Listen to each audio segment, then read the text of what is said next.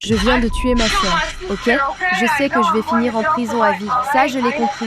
En 2017, en Californie, aux États-Unis, une sortie banale entre sœurs bascule en tragédie sous l'œil d'une caméra de téléphone. Ce jour-là, Obdulia Sanchez conduit sur une route rurale tout en diffusant une vidéo en direct sur les réseaux sociaux. Elle chante, rit, lit les commentaires, les yeux quittant régulièrement la route. À l'arrière du véhicule, sa sœur de 14 ans, Jacqueline, n'est pas attachée. En quelques secondes, la voiture quitte brutalement la chaussée et s'écrase.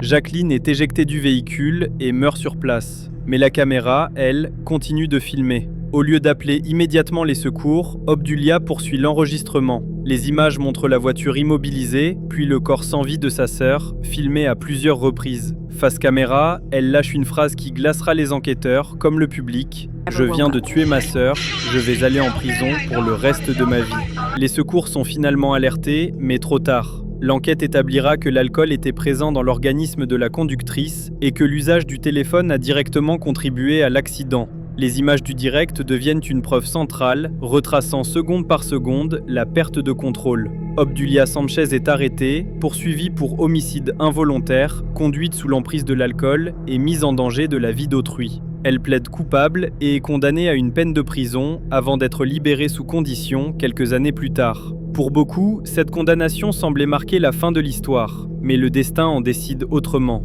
En 2025, à Stockton, en Californie, Obdulia Sanchez est mortellement blessée lors d'une fusillade de type drive-by. Transportée à l'hôpital, elle succombe à ses blessures. Les circonstances exactes de cette attaque restent floues.